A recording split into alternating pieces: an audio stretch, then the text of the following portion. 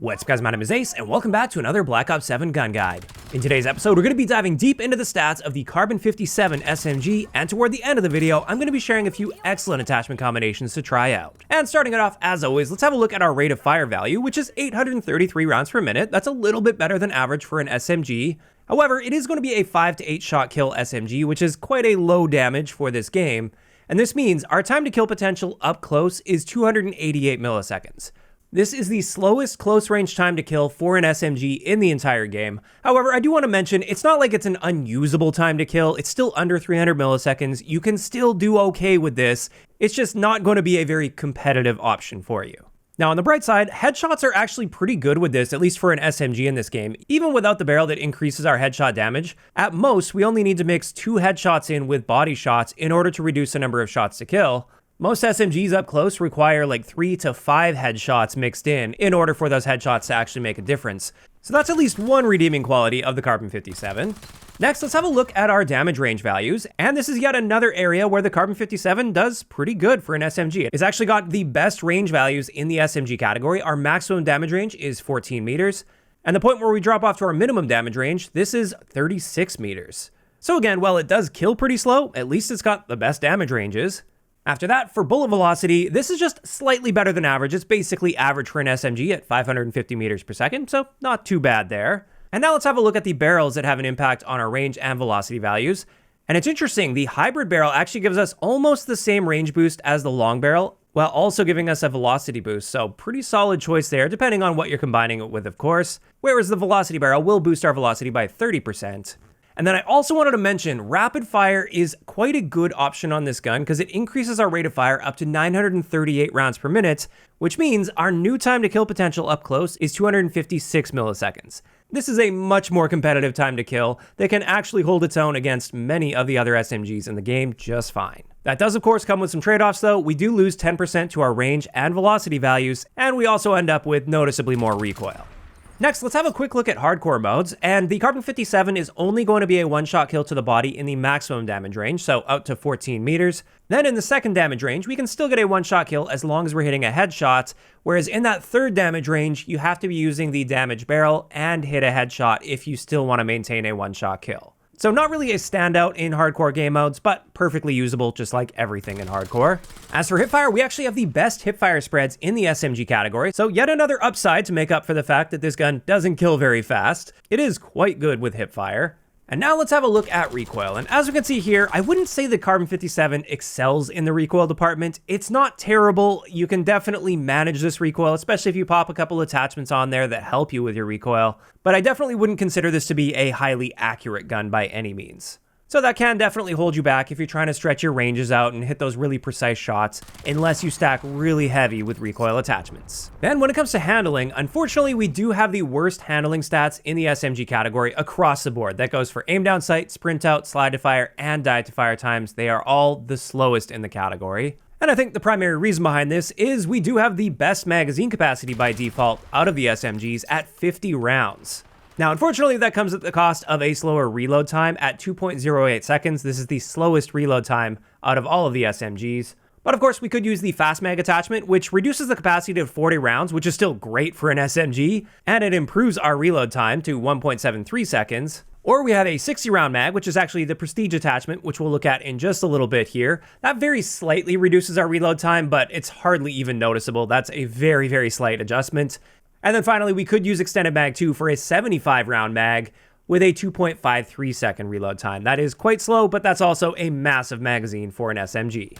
Now finally, for the base stats of this gun, let's have a look at our movement speed values. And similar to handling, across the board, we're not looking too good relative to the other SMGs. This is the slowest, or at least tied for the slowest movement speed values in every one of these categories. And again, I think the justification for that is we've got the very large magazine capacity.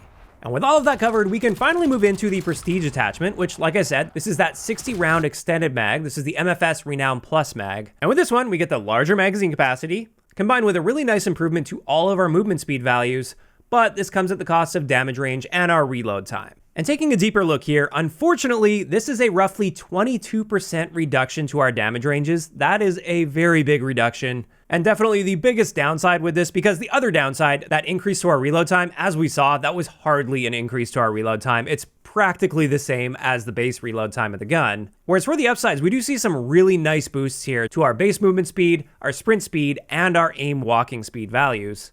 And while I personally don't love this attachment because I don't really care too much about movement speed values, at the end of the day, you can make some pretty crazy builds with this when it comes to movement speed, and I will be sharing one of those builds very soon. However, the first build that I want to share for you guys is my preferred build with the Carbon 57. This is my rapid fire build, which of course gives us that better rate of fire and a much more competitive time to kill at 256 milliseconds. This now holds its own just fine up close against the other SMGs.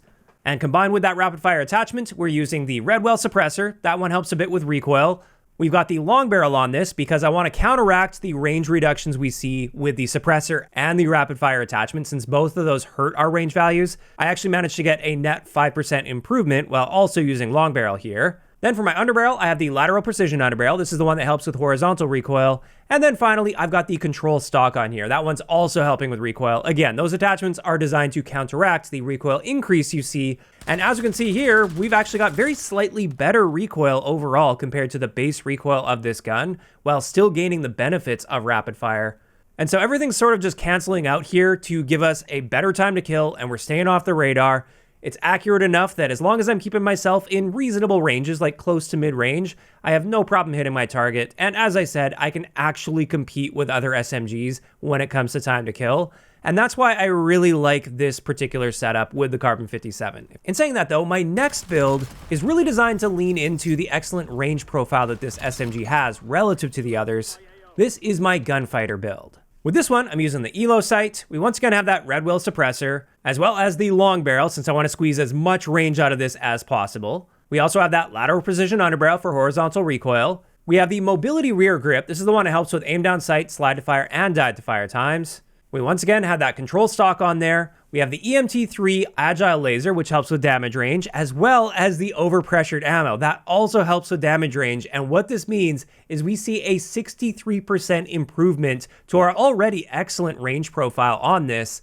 And what this is really designed to do is dominate in those mid ranges versus the other SMGs. Because you're still not killing very fast right up close, but in those mid ranges, now you have quite a good time to kill, because this is where the other SMGs are dropping off to their second and third damage ranges, but you won't be doing that with this crazy range profile you see. On top of that, we do see a nice boost to our bullet velocity value, up to 574 meters per second, and some great recoil reductions here. This is much more accurate than the base. It's very easy to manage and control this, and I feel quite confident stretching my ranges out compared to the previous build, for instance. So this is an excellent way to use the Carbon 57 as well if you want to aim for more of those mid-range gunfights.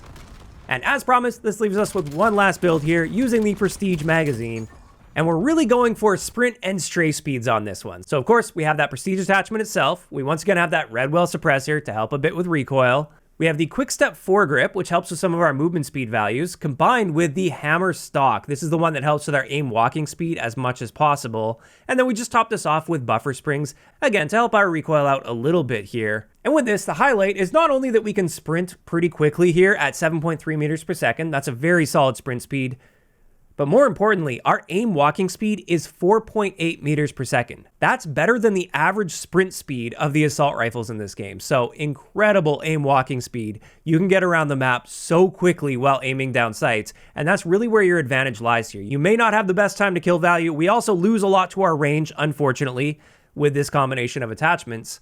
But what you're primarily aiming to do here is make sure that you're already aimed down sight going into your fights and strafing. So it allows you to get your shots off a little bit sooner than most of the other guns in the game since you're already aiming, and it allows you to evade shots while in gunfights because you can strafe side to side really effectively, which can extend your ability to survive longer in a fight so that you have time to get that kill. Now, to be clear, this is not my favorite build to use with the Carbon 57, but I really wanted to see what the potential looked like with that Prestige attachment, and it is quite interesting to see just how fast you can strafe with this. And there we have it. That's finally going to wrap it up for today's gun guide on the Carbon 57. And when it comes to my thoughts on this SMG, well, it's definitely gotten better with some updates recently, especially in the headshot department. And I will say it does have some other nice redeeming qualities as well, like hipfire and damage range. At the end of the day, I still consider this to be a lower tier SMG in Black Ops 7. It's totally usable. In fact, I think it's actually a little bit underrated. I think some people think it's far worse than it actually is. But at the same time, it's not amazing. It's definitely far from a top tier SMG. Now, of course, those are just my thoughts, and I'd love to hear what you guys think about this gun in those comments down below. And if you guys have missed any of the previous gun guides, I will leave a link to the playlist in the description of the video. If you enjoyed this one, a like rating is always appreciated, and don't forget to subscribe for more if you haven't already. I'll talk to you guys next time.